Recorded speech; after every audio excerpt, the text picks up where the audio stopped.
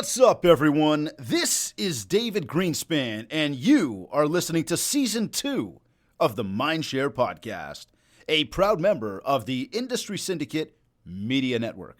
Additional podcasts are available at industrysyndicate.com and mindshare101.com.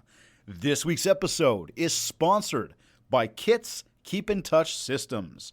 This is episode 62. He's a visible social media presence who is tirelessly promoting his real estate ventures online. He is the host of the Daily Real podcast on the TCN network.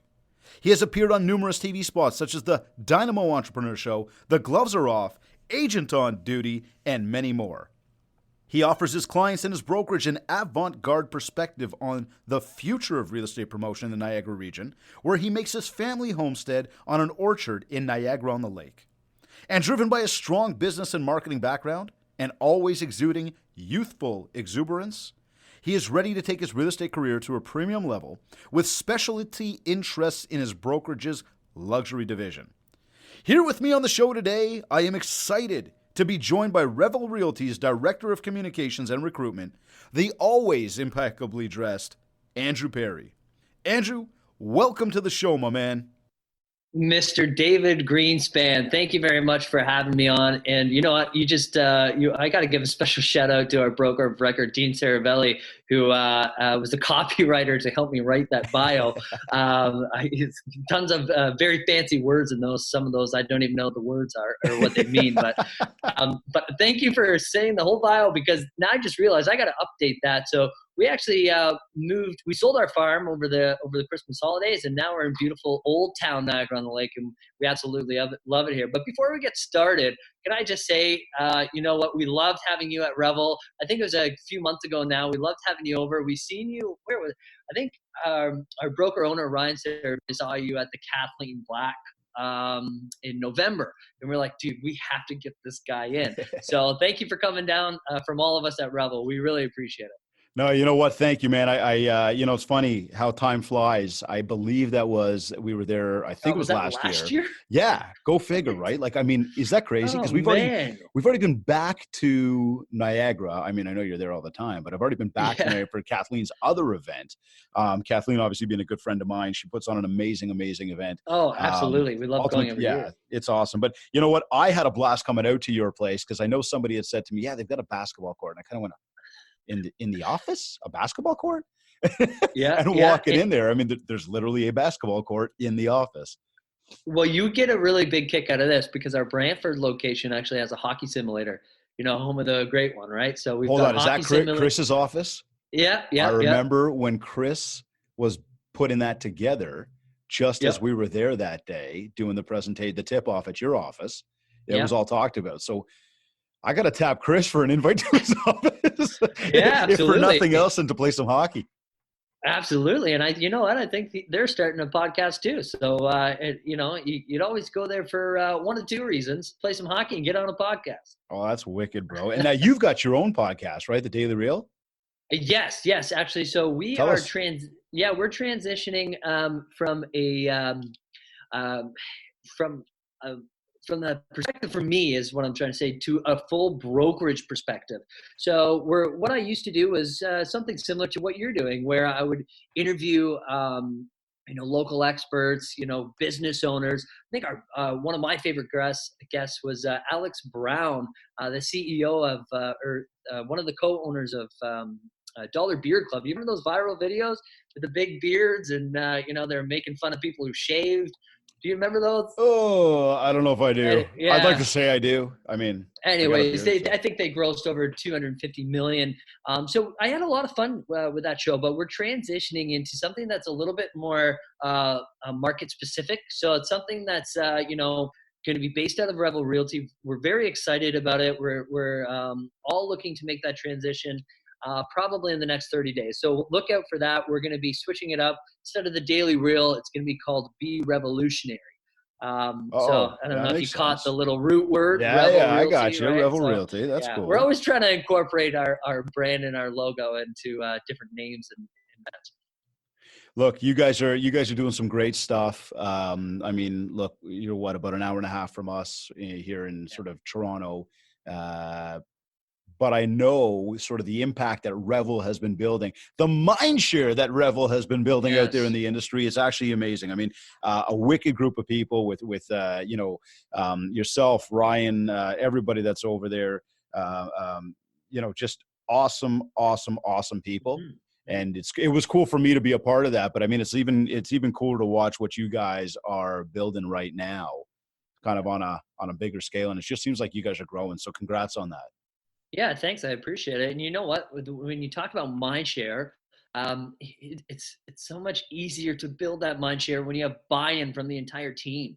So we actually have our own marketing department in house. So all of our photos, all our listing videos, all our lifestyle videos, they all have a similar look and feel, which can be customized to the individual, of course. But from an outsider's perspective, the branding is all very similar across everybody. So we all help contribute to build that mind share, and I absolutely love it. Yeah, no, and that's the cool thing. I think that you can tell the way everybody's bought in there, and I think that Mhm. culture is something that cannot be bought. I was just talking about this with Yeah. somebody the other day. Culture, trust, just the way you operate, and then when you can get a group of people that come together to really take that to another place. I mean, that's obviously why you guys are experiencing the growth that you have. And I mean, when we look at today's real estate market with a lot of the, I mean, is it considered an independent Yep. brokerage? Is that the Yes. idea, Yes. right? Absolutely. So you look at Yep. all the indies that are out there these days and the growth. I mean, not everybody has a ton of success, but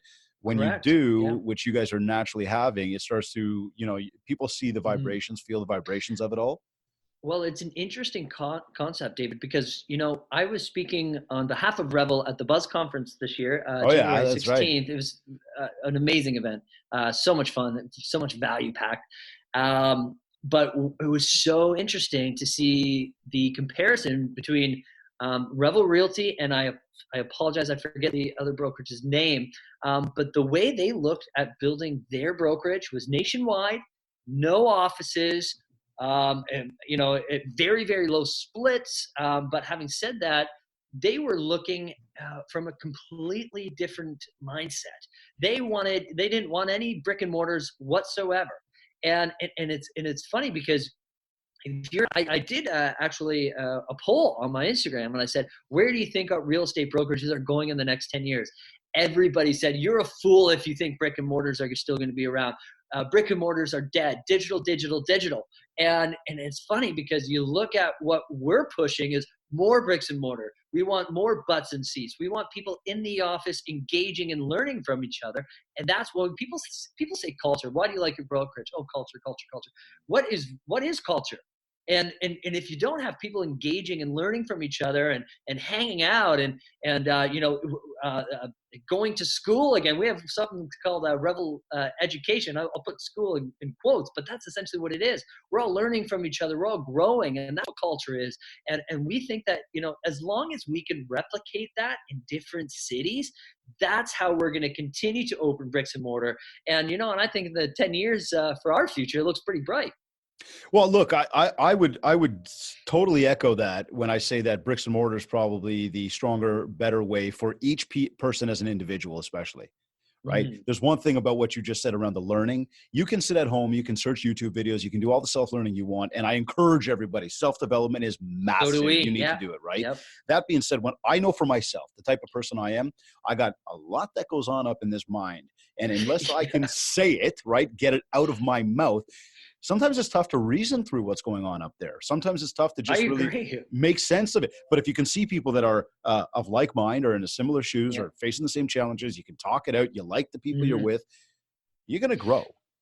And You brick know and what? mortar And gives us that opportunity to do yeah. that. Whereas digital, I know there's brokerages out there, nameless to say them at the moment, but there's Yep. brokerages out there that they've got these virtual worlds, and you can go there and and there's people Yeah. that love them, and no knock against it. I, Oh for yeah. one, I want to go see people. I want to talk to people. I Yeah. want to hang out with people. Well, it all comes down to what works for the individual. I had a lot of people reach out to me after I posted that little clip because one of my content guys was following me around that day, and somebody reached out. He's like, hey man, you know what? You've got this all wrong. You got to think about it from our perspective. I'm like, dude, I'm looking at it from everybody's perspective. If you listen to the actual talk, I said, hey, look, this is not what we're pushing on people. For those who want to be a part of it, then that's what works for you. Look, we've got people that join our brokerage. We've got people that leave our brokerage. It doesn't work for everybody. But if you're looking for a team atmosphere, the full support, then that's what we provide. A lot of people do thrive by themselves. And what I've learned in my business is that when I left my corporate gig, I was like, I can do this by myself. I can be a CEO of my own business. It took me a year to, well, sorry, it took me maybe 2 years, but it took me a little bit longer to say, look, Andrew, you're not a number one guy. You're not. That's just not your job. You're a good number two. I can take orders. I can follow through with them. I can run my own little team. But from running an entire business, that's not something I want to do. And that's not something I'm good at.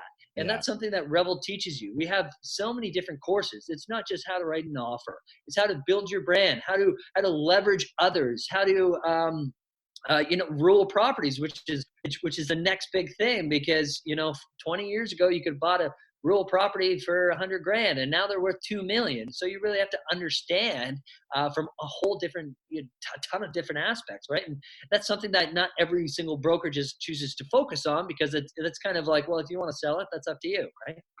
I remember when I was invited to come out to the brokerage and do the presentation that time, and I was talking with Emily Perrie, who's absolutely amazing, and she had broken all this down for me. And I remember walking in, and it was like, we want to do this video and with this, and I was blown away by the space. I was just blown away by again the way it all operates. But there's the thing: is everything takes time to grow a business, grow a brand, grow who you are, build the mind share, really get your success. And you come from a world where you actually studied sports and business development. So I'm curious to know, like, because you just mentioned, your past biz, what actually led you to getting into real estate?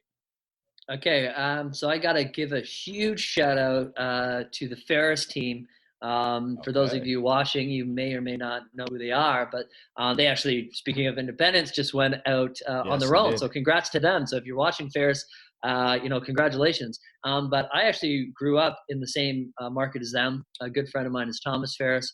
And to see a guy like that who I've known for years, come out of the gates and join his family business, well, his brother's business, and now it's a family business, and just thrive and just start killing it.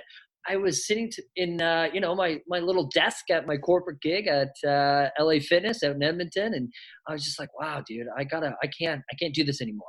I can't do this. So I called up Thomas and I said, hey, look, do you have any advice? Like, I'm thinking about making a big switch. I know you're doing very well. And he just said, look, Andrew, it's if you're like, because I even told him, look, I'm thinking about doing it part-time and continuing on with my sales role. And he told me straight up, he's like, look, take one piece of advice from me and just know that there's no way you're going to succeed if it's part-time. Right. So this isn't a real estate game. Yeah. Okay. So what I decided was, okay, all right, you know what? I'm going to quit my 6-figure corporate job, move back to Ontario, and just dive right in with both feet. And I've never looked back. Well, I was going to say, you mentioned that you grew up in the same neighborhood as those guys, and I would say that I know that they're north of Toronto, up in Barrie. Yeah, you're Churchill, out in Niagara. Ontario. Then you mentioned Edmonton. It's like, dude. Yeah, I know. I've always at a very young age. I love my family. I love my friends. I've got tattoos of some of my friends, but it's all about, you got to find your own way through this life. You've got to find your own passions, and you got to follow the money, and that's what I was doing. I started out with LA Fitness in East Gwillimbury, and that was about 20 minutes from where I lived in Innisfil, Ontario. And then from there, within my first 3 months, I got promoted to a GM. And then, so when I was GM, I got to open my own club in Niagara Falls. So that's where that move was. And then when I went to Edmonton, it was because I was getting promoted again to help, develop a new district in Edmonton. So I absolutely loved that company, and I loved doing what I was doing. But at the same time, you know what? I was just getting burnt out. It's not to say that I work any less hours in real estate, trust me, but it's different when you're working with a passion and working with, a higher purpose behind you, and you know that you're doing it for you and your family. It's so much different. I don't feel like I work at all. Oh, absolutely, man. Now My wife would probably agree. yeah, well, okay, but that is key, right? It Yeah. is about enjoying or loving what you do, and I know we've heard that so often. And I mean, you ask the old school people, and they're like, "No, it's not. You got to go out there and get a job and work hard." And it's like, yeah, but Yep. you don't get it. Like, I want to get up every day and I want to enjoy what I'm up to, Mhm. right? Um, Yeah. being in the world of sort of sports and business, who's your favorite hockey team? TML, baby. Yeah, Toronto, right. I was going to of make sure course. because we would have had a bad connection all of a sudden. Except for my favorite roster of all time, and you take it to the bank, was the Detroit Red Wings 02, or sorry, 0102. Stevie Man, Y and yeah, Pavel my favorite hockey Datsyuk. player is Yeah. Brendan Shanahan. So for Okay. him to come back to Toronto There or you come go. to Toronto was amazing for me. Well, kind of come back. He's from Toronto, so that's a cool Yep, thing. So, absolutely. so Yeah. speaking real estate wise, though, you've Yep. now been in the game for how long? 3 full years. 3 full years. Yeah, Holy geez! So I've kind of known you pretty much since you got into the since the biz, beginning. almost. Yeah. Yeah. Man. Okay. Wicked, And the bro. funny thing is when I put my first year anniversary post, um, you know, all the referrals that I got throughout that first year were like, "Wait, what? You're only in your first year? Oh They were like, but you man." didn't say that before. Yeah, well, that's the thing. And you talk about mind share, you talk about branding. It's so powerful. Oh yeah. You know, the business that I've built, I owe it all to how I've built my mind share throughout my communities, whether it's local or through Facebook or Instagram. So I actually want to dig into that for a second here. Yeah, please. Over the past few years, and again, I guess for 3 years now you've been doing this, right? But and since I've gotten to know you there, you have been developing a very unique brand. Um, Mhm. where did the style inspiration come from? Like, do you consider this your own brand, or is this just you living your everyday? Like, what's the Yeah. deal? And I say that with all the love and Yep. positivity in the world, right? I mean, it's Yeah. Yeah. yeah, you're doing your thing. It's awesome. So Tell me so more about what that. yeah, so from the very beginning, I knew that I wanted to get into the luxury market. And every single person I talked to, even Ryan at the time, but he didn't know what was capable. And that's what Ryan's such a very innovative guy. And once he comes up with a lot of his own things, but sometimes he just needs that extra push from people like me as well. So everybody I talked to said, look, I would rather sell 100 houses at 300 grand than I would sell 10 at 2, 3 million. And that's just not what I wanted. I left my job because I wanted to do something. Right. And when I got into the role, there was a certain position that I wanted to hold. And so that's where the idea came from. I mean, I've always dressed nice. I've always worn a suit in every job that I've had. I like to present myself well. And, if you're representing your clients, you should show up in a full suit from my perspective anyways, because you're not representing yourself at that point, you're representing your clients. Anyways, so that's where the whole idea behind the brand, I just wanted to have a professional look with, still having a little bit of fun. Yeah. And that has helped the consistency in which I've stayed the same throughout my branding and throughout my posts. That's what's helped lead to my success in the luxury market. You mentioned a big word there, consistency. Oh, consistency is key. Huge, man. Like that's the thing that it's so actually I'm presenting this topic. We're going to talk all about consistency when we're in Niagara at Aria's reality conference in a I'll be few there. weeks We there. got a booth. Come Yeah, see dude. me. Like, I mean, I'm going to be talking about that because that is one of those things where we can say it, consistency, be consistent, be consistent. Yeah. How do you be consistent? What do you need to be consistent at? How is it, Yeah. That's tough. consistency is boring, right? So Right. it's how do you stay consistent in the face of Hmm. boring, in the face of maybe not the results you're looking for. And so we're going to talk a Yep. lot about that, but I agree with you wholeheartedly. Hmm. It comes Yeah. down to consistency, right? Well, and I think people, a lot of people, so there's two perspectives from people that I talk to that don't quite understand it. For one, they don't want to be annoying and they don't want to post every day. For one, you should be posting to, 1 to 3 times a day across all platforms. But anyways, and then the other thing is they don't want to be boring. But when I say consistency, I'm not talking about posting your selfie every day or posting a listing every day. We're just talking about following through with the how your brand is perceived. So anything that aligns with that is being consistent when you're posting. So just because I hired a professional photographer doesn't mean that I use those professional photos throughout every single day. I mean, I Right. do, but we mix it up. So it's not about being consistent in posting physically. It's about being consistent with your brand and posting consistently. Okay. And so being consistent with brand, and this is not just about what you're wearing. This is, No, in of fact, course not. here, let's go there. For anybody, what can people do?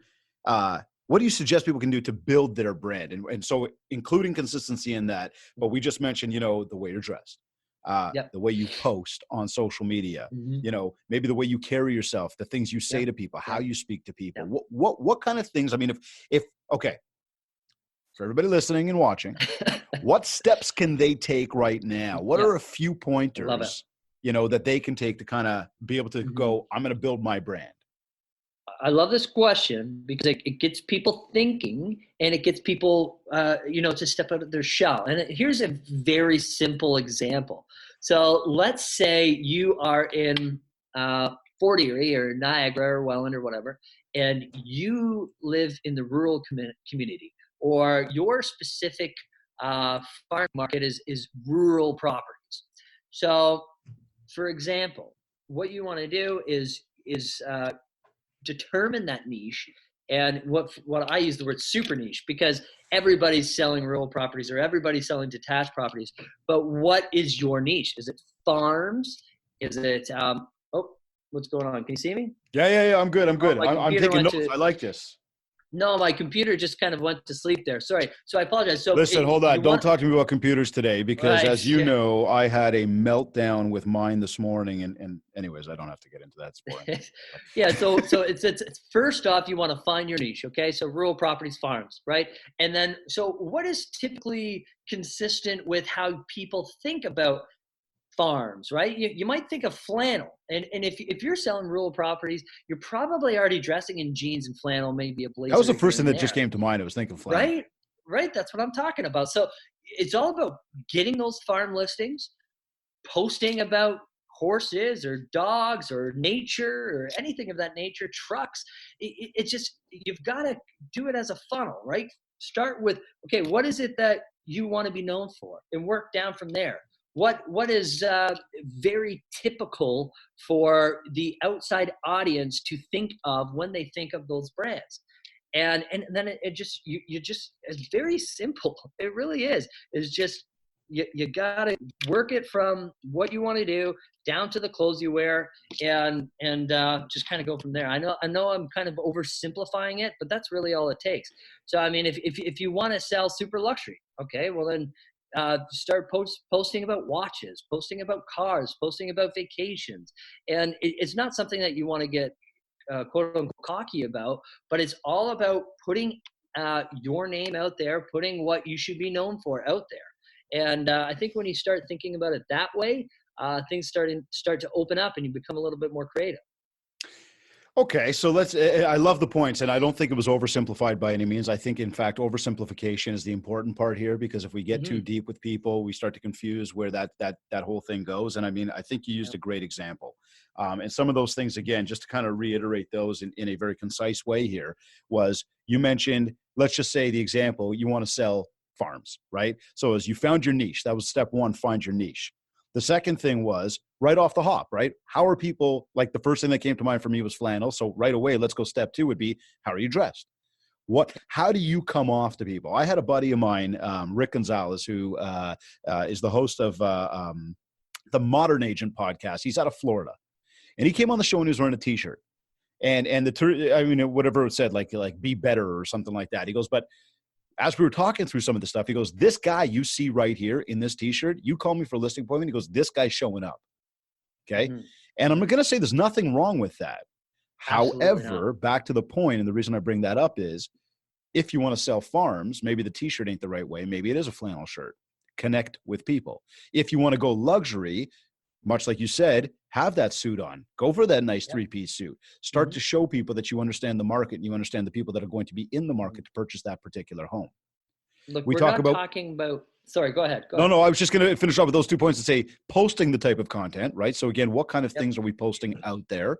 How do we what are we informing people about, educating people about, maybe even motivating, inspiring people with in terms of what relates back? And you mentioned, watches and cars and whatever, but maybe if you're selling farms, maybe that's not what you're posting about, right? And then how ultimately are people going to perceive you? And again, Mhm. what kind of mind share have you built? So all four great points you just brought up for sure. Yeah, thanks for simplifying it for me. I know I'm used to being in the other chair. Yeah, I'm yeah, used to yeah. No, I'm asking the with you. But questions, that's right? why I So take notes on it, because it's like there's yeah, so much that we yeah, say. And it's but like, what was I'm the. exactly like you too. There's so much going on. Sometimes to articulate my thoughts is it can be difficult for me. But I think the biggest thing is you can't think like, okay, well, am I faking it? Am I, fake it till you make, like, people get too caught up in that. Look, okay, what do you want to sell?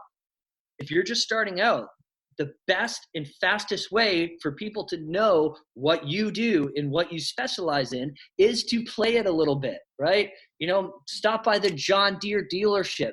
Say, hey, you know what? Just checking out tractors for clients. I got the clients flying in from Toronto. They're a little unfamiliar with what tractors do which jobs. So I'm checking out some pricing and getting some quotes for them and things like that. Like, document your life. Okay, so if you live on a farm, my God, you have a huge advantage. What I was doing when I was living at the farm is, wake up, walk with my son, walk with my dogs, walk between the orchards, video my son picking an apple.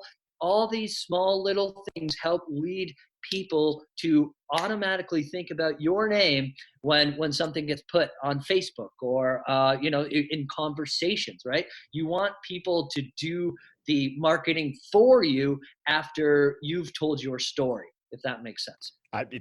Buddy, you've just said everything but the word mind share. And I mean, I say that in a good way. Like it's exactly, that's exactly the That's concept what though. mindshare is. Yeah. But that's what it is, right? Because now you can you can do something that causes people to, I guess you can do something indirectly that causes people to directly think about you, Yeah, right? And then all of a absolutely. sudden other people start doing things indirectly that cause people to think about you.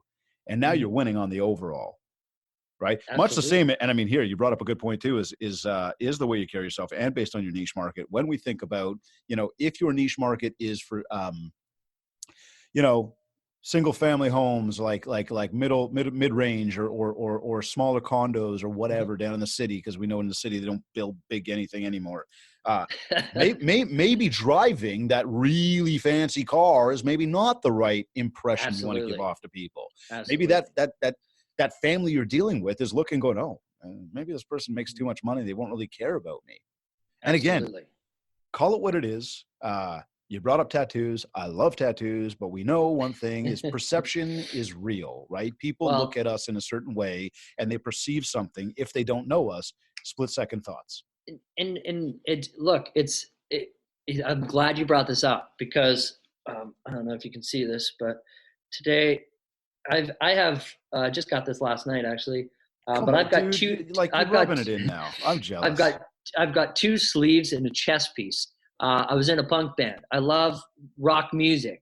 Um, I'm not hiding that part of myself, but I'm just being aware of what I want in my business, and I'm being aware of what it takes to build that reputation. I'm not being a sellout. I'm not being fake. Yeah. I am building a business based and you ask like where do you begin? Start watching other people. See like Kobe Bryant, may rest in peace, but a big Yep. thing that he did was watch MJ. Right? If Yeah. you slow down some of their plays, they would and Ryan Cervelli talked about this at our tip off is that they're basically doing the exact same moves, right? So that's all I'm doing. I'm being my own self. I'm being creative. My photographer and I, we work on like a whole bunch of different styles, but the premise is the same. I'm just following people that have done it before and trying to put my own spin on it. Well, listen, I think that when we look at anything out there in this world today, most of everything has been done before. I mean, maybe, Facebook wasn't done before Facebook, but, um, Yeah. you look at all these, I mean, shit, Amazon was like what you had kind of like eBay and like other things, classifieds. I Yeah. don't know, but Yeah. it was who put the spin on it and did it the right way. So again, Absolutely. kind of circling that around with the whole branding thing, it's figure out really who you are. Like, I mean, I know one Mhm. thing, and I say this to everybody, and I mean, I don't know. It doesn't affect me anyway. I do love the tattoos, but I also love my Harley, right? Like I love Yep. my motorcycle. And one thing I like to be able to do, because I work like an animal, um, Yep. I like to ride my motorcycle to the office. And, when I'm coming down to the office, well, at that point, I'm not in a suit because, I'm going to kill my pants, and I'm not wearing dress shoes because that's just not Yeah. safe. Yeah. Right. But that's who I am, my hat, my hoodie, like whatever. But I'm building my brand around me because this is where my Mhm. comfort zone is. And don't get me Yep. wrong, love putting on a suit, love putting on my hoodie. Right. Yep. So it's, again, find that niche that you're comfortable with around who you are. Mhm. Find that niche that you're comfortable with around who you want to deal with, Yep. and start to play to that. I guess it's play to that, Yep. though, in your comfort zone. Again, not about being fake and not about being somebody you're not, because people will read right through that, especially the people Yep. that you deal with. So I mean, with that, like, where have, over the past 3 years, have you been seeing most of your business come from? Is this people you do know, Mhm. people you don't know? Because, again, when we talk about not Yep. being fake, people from past life might look and say, we know you as one thing. And I mean, I'll tell you, a lot of my Yeah. friends would look at that the same way. 25 Yeah. years ago in high school, to go, Dave's doing podcasts and talking on stages and whatever. Who knows, right? Yeah. Where's Yeah. most of that biz coming from, though? Is it people you know, people you don't know? It's a great question. So I've built my business to this year. No, sorry. 2019 was 80% agent to agent referrals. So when I'm posting on my personal Hold on, say Instagram, that again. 2019 was 80% agent to agent agent to agent referrals. referrals. Yeah. Wow. Yeah. How many people do All not take my that opportunity up, eh? Correct, right? And it's something that I've done since year one, as we talked about earlier on in the show. It's all about building that mind share. Everybody asks me, is like, okay, well, what kind of clients are you getting for that? Hey, my marketing, my content is not built around finding sellers and buyers. That's a byproduct of my marketing. My marketing is, helping other realtors find their brand, B, help them with little small marketing tips, or C, just help build relationships with those agents. Either they're struggling or they're top agents. We just connect with everybody. And throughout that process of, connecting and engaging with realtors over the past 3 years, that's led me to a very, very strong referral base. And, a lot of people have messaged me, hey, Andrew, I saw your ad. Just to let you know, I'm a realtor. You probably have your targeting all messed up. I'm like, hey man, thanks for messaging me, but I don't have my targeting messed up. I meant to send that ad to you, and now we're talking, and now we're having a conversation, and that's how I've built my business. My whole pipeline is filled with who I now call friends, and it's that business is reciprocated as well, obviously. But agents, a lot of people forget that these people are team members that I think of. I don't think of them as competitors, right? Oh, there's definitely enough out there for everybody. That's one thing that everybody's got to take into consideration. It's funny because I was going to say, like, where do you spend most of your time marketing? And it seems like you're actually Yeah. marketing to other agents. And I Yes, have to tell you, absolutely. man, for the I'd say tens of thousands of conversations I've had over the past 15 years circling around marketing in the real estate industry for realtors to their clients, Hmm. you have to be one of the first people. And it's not that nobody has ever said it before, but you're Correct. very Yeah. specific on the fact that you're actually targeting other realtors, not Yep. so much targeting the people you know and the people you don't know.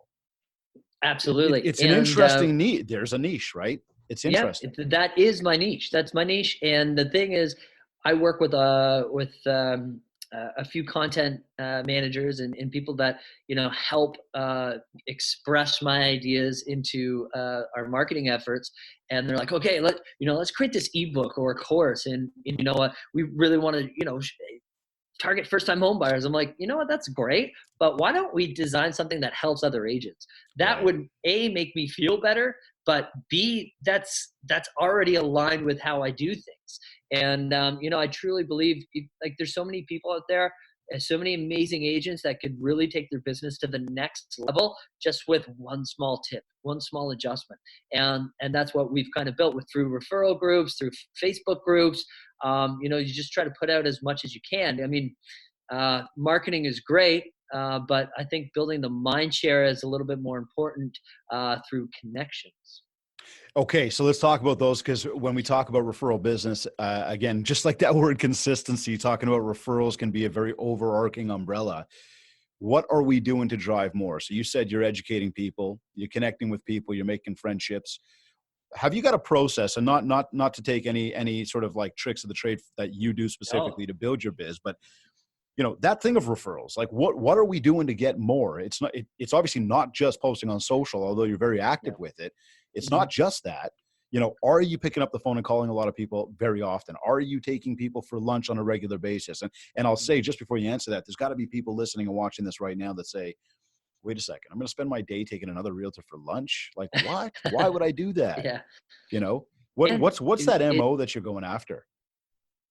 well, I think people are already aware that taking other agents in other markets is a good way to, build those relationships and, create a referral network. But what really blows people's mind is when I tell people that, or tell other agents that I invite agents in my own market for lunch.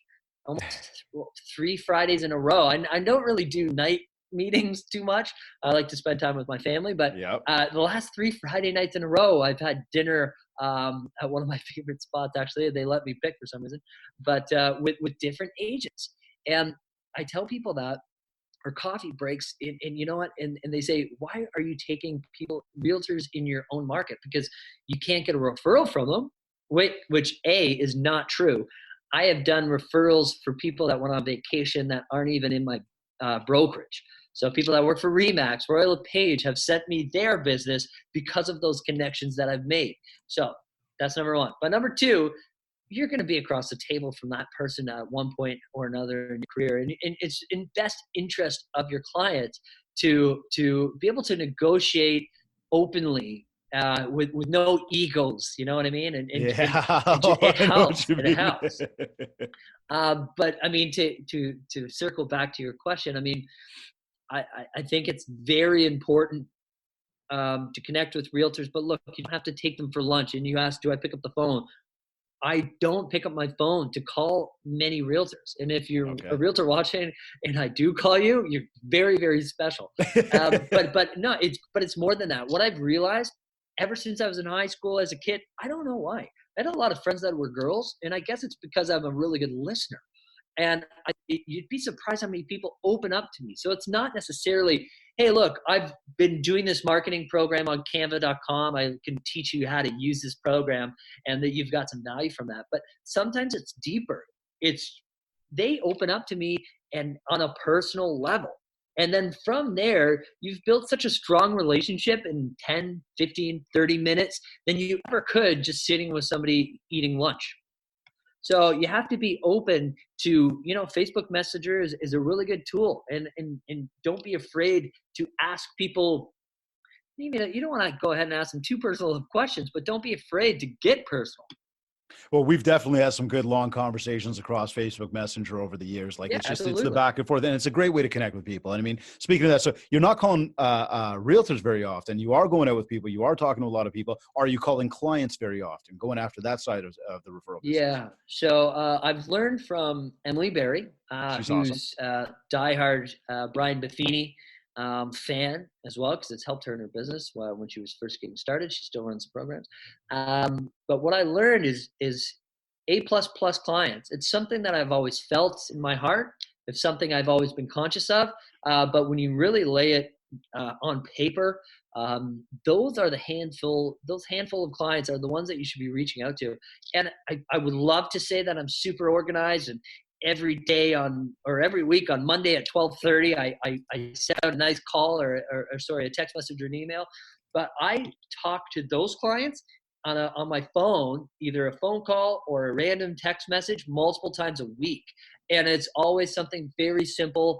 If it's an investor client, it's like, hey, look, I just came across this house. Or, hey, how's your daughter's wedding? Yeah, I know that's in September. How are you guys preparing? It's a little crazy, right? So all these small personal touches with your A++ clients, and then just because no anybody who's your A client or B, they probably don't want to talk to you on the phone anyways. So if I'm picking up the phone, it's going to be to those handful of clients, and that's usually it. Okay, interesting. So we've talked a lot about the offline part of your world in terms of the brand, how you've built the brand, and how you carry the brand on a regular basis. We've talked about getting together with people and the value in doing that. We've talked about the networking that comes of it. We've talked about phone calls. I want to kind of take that and go online for a moment, and circle backwards to something I brought up before, but you're very active with your social media. Yeah. And you mentioned you should be posting 1 to 3 times a day. Now, it's funny. I was on stage yesterday and I had somebody ask me that question. They said, how often should we be posting? And I've heard it all. I've heard the 1 to 3 times a day. I've heard social media has never been cheaper. Post, post, post, post, post. I've heard, it doesn't matter how many times you post. Like, don't post that often, but make sure you always post value. Something that hit me 2 nights ago was, this is a self-confidence issue for a lot of people. Okay. What are people going to think? Are people going to watch? Are they going to click like? Are they going to like what I said? Are they going to make fun of me? Are they going to think I'm stupid? There's a self-confidence issue. And I really believe that's the deeper rooted issue when it comes to video and social media and putting yourself out there, around people doing that. But you're involved in it. So from a how often you post to like why, what leverage are you taking from social? And then where's the trick to consistency in that? Like, I know for myself, I lay out a content calendar. My content is very much, obviously very specific to the real estate industry, the mortgage industry. I want to help you guys build. I want you guys to understand the concept of mindshare, but I also want to take some of those crazy thoughts or those things that we hear from guys like me on a stage. You're like, yeah, you got to do this, and you got to do that. And I want to bring light to it. I just want to make people aware of where is the logic in that thinking. Can you afford it? What are you doing to support it? And so from something like social media, it's nice to be consistent. There's a lot of people that are consistently stalking. They won't say anything to anybody, click like, comment on anything, but they're there, scared to post. I do the content calendar, so I always have something that I want to put out there. And then there's always random stuff. How are you remaining consistent, and why are you leveraging social media so much?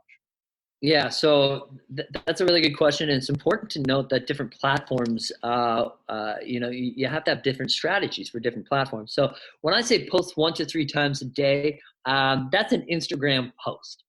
As long you can, I've tested this a few times, and as Instagram is based on hashtags for your reach. So each post, as long as it's something different, and you're posting different hashtags into each post, and always do up to 30. There's no point of not doing 30. If you want the most amount of reach, do the maximum of allowed hashtags. Okay, is that hold on, stay on that point, and don't forget the next thing you were going to. Is that in the actual post itself, or is that put like 10 to 12, 20 or whatever, and then go into the comments and put more? Yeah, I've seen no difference by posting it in the captions or in the comments section. I like to do it in the comment section just because a little small fake it till you make it tip is it just shows that there's a comment there when people are scrolling. Okay, And I like it might just push somebody to open up the comment, and then they find it's just hashtags and they're like, oh, but hey, they might Whatever, throw their man, own. You never know, they might throw their own comment in there. But yes, so 1 to 3 times a day on Instagram through a post. But on your stories, you want to post. I do 10 to 15 or more stories. So it's important that you're hitting not only every social media platform, but also all the tools and channels that they have on their platform. Right. And then Facebook's a little bit different. Their algorithm works different. The more you post on Facebook in a day, the less likely it's going to have a higher reach. Where Instagram is completely different because you're having hashtags, which sends your post to different types of people. But if you're to use the same hashtags 4 posts in a row, you're not going to have the same success as if you were to switch it up and do things a little bit differently. Interesting. So you've got sort of an MO to the way you operate with your social on a regular basis. And I know for me, like stories, I post the stories like an animal. I really I post everything and anything. These things last 24 hours. Like, it's meant to be raw. It's meant to be fun. I mean, I posted about the fact that, like, I was an idiot and spilled coffee on my computer this morning and had to, drive to the, to the Microsoft store and potentially not be able to make my live podcast, which I advertised yesterday. Right. Like, it's, these things happen. But it's the stories are fun. The Instagram for me, again, is fun. Facebook is fun. And that's what it's meant to be. And everybody's got to remember, this is social media. And so from back to what Andrew said just a moment ago around, going out and meeting with people and getting together with people and just talking to people and being a good listener. I mean, social just allows you to do that similar type of thing, but online. Mm-hmm. It's not about needing to spend a bunch of dollars on there and create funnels. I mean, if you've got your marketing in check and you go down that road and you know about the value add and the way the funnel works and the CRM and blah, blah, blah, and you can connect everything together, cool. And you've budgeted for it, cool. Yeah. If you're not doing any of that, but you go, I want to take advantage of social, the biggest thing you can do right now is just start getting active on it. Yeah. Engage with people. Engage. Right? So, engage. For Twitter, one of the things, I don't really have a large following on Twitter. I'm not very good at it. But one of the things that I want to implement is that nobody's really watching what you post, but people are watching what you retweet, or sorry, that you comment on. So I find that, and you see this in big, social media pages on Facebook, where most people are more interested in what the comments are saying instead of the actual post. So take that into consideration. If you're looking to get started, just start engaging with people. Everybody, if people are so addicted now that when they see a notification that somebody actually commented, that's going to mean a lot to them, and it's going to push them to, either look at your page or potentially give you another comment. So it's all about building up other people's businesses so that they can in turn return the favor. That didn't really make sense, but it does make sense, because that's exactly what it is, right? It's the same thing. And I bring this one up as well to people. It's like, I don't have a dog, but I like dogs. Maybe you post something about your dog and I might actually click or I might even say something to you. Well, what are the chances that the next time I post about hockey or motorcycles or marketing or whatever, you might say something back? Now there's reciprocation. Now there's a conversation. It doesn't mean there's ROI. That doesn't mean there's, direct results in business. It just means that we're open to each other. We can talk to each other. We've created a connection with each other. It's easier to open that door again the next time than to be like, hi, my name is so-and-so, every single time we see each other. Yeah. Look, there's three main drivers to, for a reason why people will engage with you. It's, okay, is what you're saying funny? Is it something that I can laugh at? And does it make me laugh? And when it does, I, motivated to put a comment. The other one is emotion. Did you make me feel something? Was I sad? Was I happy? Was it a picture of your firstborn? And just any child that was just been born. Doesn't have to be your firstborn. It's not like I don't like your only second the kid or your firstborns third are cool. kid. That's But did it make me feel something enough to comment and like? And then the third one is inspirational. So I mean, that speaks for itself. Do you inspire me? Is it a meme that is a motivational quote that said, you know what, today that really hit me. I'm going to like it and I'm going to comment. If you focus on these three main drivers, it's like, okay, what am I posting? Post with intent. Post your content with intent. Yes. And is this funny? Okay, and I don't mean like dirty jokes. I mean, some people that's some people's things, but is it going to make people? But remembering your brand and your niche, so you want to stay away, right? Yeah. Post content with intent, and or do I inspire somebody? So that's why I switch it up. I do a post, I do a video, I do an IGTV video, and then I'll do a meme. Not necessarily in that order, but you're hitting all different types of sensories or your people's sensors, right? So many people don't want to watch a video. Many people just want to double tap, and many people just want to watch a video. Like, obviously video is king, but at the same time, you've got to take into effect these three main drivers. When you post something, it's funny the type of stuff that gets the engagement. I know I posted something about light bulbs not too long, well, probably a few months ago now. And I kind of said, I'm at the store, like Canadian Tire, Home Depot, wherever that was. It was like, can't decide, daylight or what's the daylight or soft white, right? Yeah. Wow.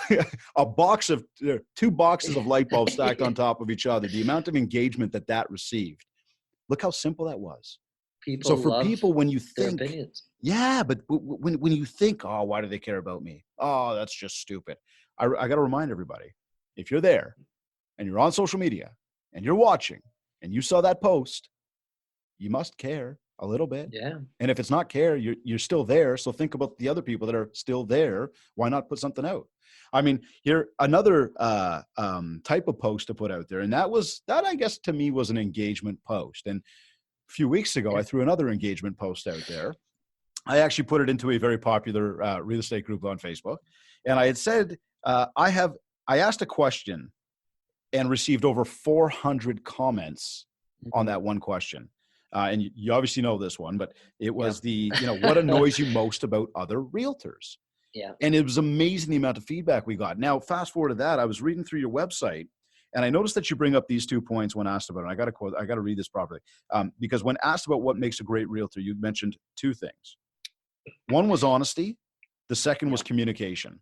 Yeah. And these were 2 of the major points that were brought up by realtors when I asked, again, that question about what annoys you most about other realtors. So I want to get into this further for a moment, okay?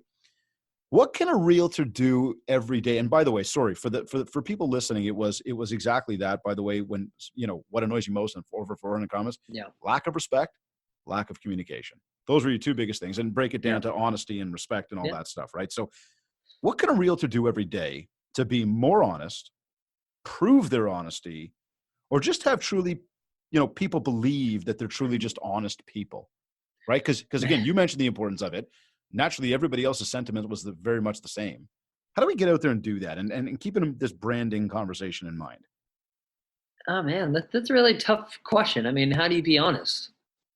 I mean, first it begins with being honest with yourself, right? I mean, if you break it down, what leads people to potentially lie or potentially not tell the whole truth? It'd probably because they want to protect their own interest. So once you can start to see yourself for who you really are and what your intentions are and why you got in this business in the first place, which is to help people, then you really can't begin to be honest with your clients. You have to be honest with yourself, and that's the only way that I just feel so lucky that I'm in this industry, and people pay me to put their house on the market. People pay me to show them and walk them through the process of buying their largest investment. So I'm blessed in so many ways, and I just have to remember that every day. And I also have to remember that there's other realtors working their ass off every single day to make a living. Single moms, maybe they're doing it part time. Maybe they're just so determined, but they've been doing well, but they've been hitting a hard time in their life where deals aren't coming together, and you need to show them respect and honesty as well, because in the end, they're all just trying to do what you do and try to make a living. And we can't make a living if we're not honest with ourselves. I get that that's a long answer to how can you be more honest in the industry, but it's kind of the way I feel. I think asking it, I realize it's a tough question to answer because I think the same thing through. And I guess one of the things, and as I was listening to you and I was kind of thinking through the question there, the answer on that, it was very similar to everything else we do in life. Take a house, for example. When you build a house, it's like literally one piece of wood, one cut, one piece of wood, one nail at a time, right? Everything happens in stages. So much the same when you're out there in your business and everything you do every single day, from the one-to-one conversations you have, from the things you say to other people when other people aren't looking, from the way you operate and you look at yourself and talk to yourself in the mirror, from the ideas that swirl around or the thoughts and opinions that swirl around in your mind. If everything of that is very genuine and very real, that's a very first step to honesty. And I think that through consistency of doing that on a regular basis and not lying to people and knowing the type of person that you are, it will start to show to people. The social proof will start to come from people. On the same breath, I would say when it comes to, the line of, let me be honest with you. Okay, I'm going to tell you the truth now. So I want to encourage everybody to remove those lines out of your vocabulary, because as we're speaking here and now you go, okay, let me tell you the truth. What the hell have you been telling me already? Right? Or let me be honest with you here. So was what you just said to me not honest? And most people don't catch on to that. Most people don't think that way. Right. I had somebody years ago and I was speaking to him and I said something. I said, but blah, blah, blah. And he went, pardon me? I went, pardon me back? I was kind of like, well, what are you talking about? He goes, you just used the word but. I'm like, yeah. He goes, so you just basically said to me that everything you just mentioned doesn't matter. And I went, right. What? And I had to really think that through. And again, I learned something new that day. And I've always, listen, don't get me wrong. It's not like I've never used the word but ever again. That said, right? And I try to transition that now so that I'm not negating what I just said. Anyhow, talking about honesty, just, let me be honest with you. Um, Communication, you also mentioned. Yeah. How can we do a better job? And I think we've talked a lot about that today, obviously through socials and the phone calls and things like Mhm. that. But you do mention it as to, again, what makes a great realtor: communication. Just share a little more on that. Yeah. So the biggest thing when I got into real estate is I did my own polling. So I asked people what was the most essentially what you asked, right? But I asked clients, so what didn't you like? What was your worst experience with realtors? And the biggest thing is they said lack of communication. It's not difficult to follow up with a seller, for example, after each showing. But if you've had weeks without a showing, are you still following up with your sellers? If not, why? Right? So I mean, it's easy to get caught up in your day to day, and I'm not saying forget, but feel like it's maybe not necessary or a priority to follow up with certain clients just because there's been no action on their house.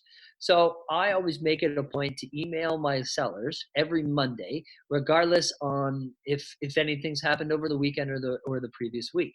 And it's just those simple things like a simple text message or call, and it's just a quick little follow up. I think that's the biggest thing because sellers feel like they're kind of neglected, especially if they're seeing your other listings because you probably added them to Facebook or they've creeped you, they've liked your page, and they're seeing you sell a majority of other houses, and they're sitting there. Okay, well, has he completely forgotten about my listing? So I think just mark it down in your calendar every Monday morning at 9 a.m. Send a quick little follow up email or a phone call. I Something love, simple. love, love that point. I mean, I'm going to say it a little bit more bluntly in terms of the fact that you're like a drug to people, right? You are there through the biggest transaction of their entire life. You are there sitting at their kitchen table. You are meeting their children potentially. Yeah, yeah, You might even be like the one kind of helping mediate an argument between two people over, the color of the cabinets or whatever, anything, right? You are there. You are always a big part of this. Now that you get pen to paper, now that you get your listing, now that things are yeah, happening, and all of a sudden you get another one, well, why aren't you here anymore? yeah, So you yeah, cannot cut people off like cold turkey, even if that's not your intention. yeah. Love it. Send that one email once a week and hey, what's up? Send that quick text message. Hey, what's Absolutely. up? And you know what? Remind people you haven't left the building. What it's actually led to is my clients will email me. Or I've got one client from Old Town Niagara on the Lake.